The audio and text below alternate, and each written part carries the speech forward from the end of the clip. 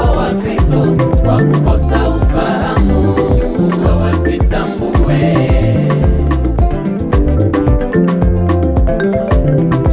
Dalili zote zimekwisha timia, inayobaki kunyakuliwa kwa kanisa.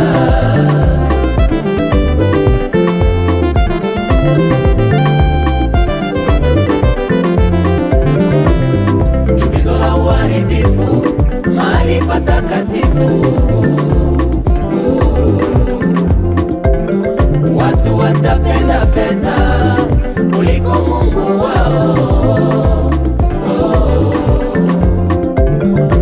Matetezi ya vita yasikika dunia nzima.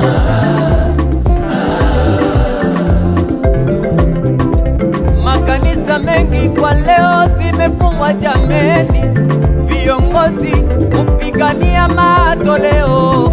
Chukizo la uharibifu mahali patakatifu, waimbaji wengi hubebesha mamima na wakitengwa kubadilisha kanisa zingine. Chukizo la uharibifu mahali patakatifu.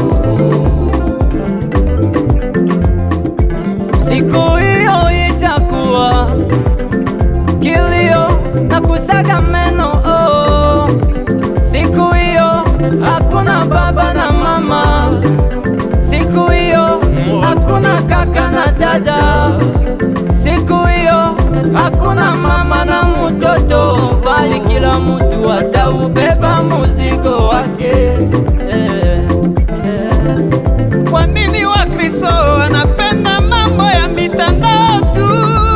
Akisoma Biblia mustari moja na sinzia. Tufikirie mambo ya mbinguni, tusibaki ndani ya dunia ili tusipotee milele.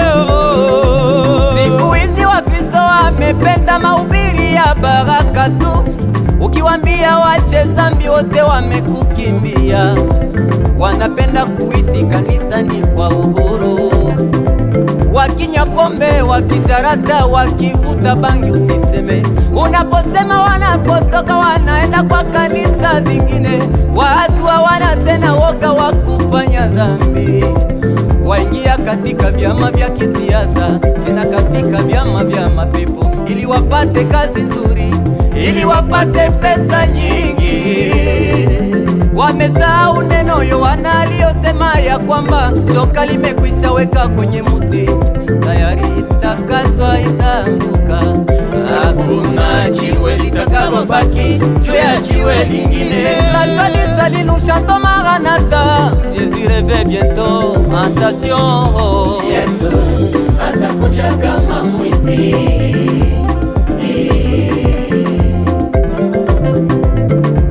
Wakati na majira tufahamu,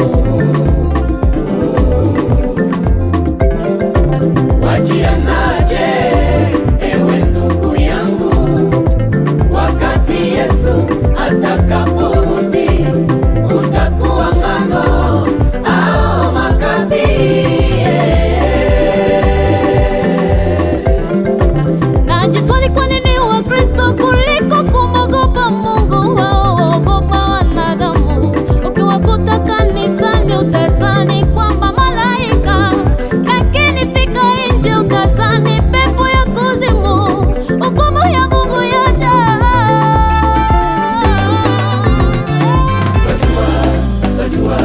Twajua Yesu atakaporudi hapa duniani, twajua itakuwa kutenga magugu na ngano, twajua itakuwa kutenga wazuri na wabaya, twajua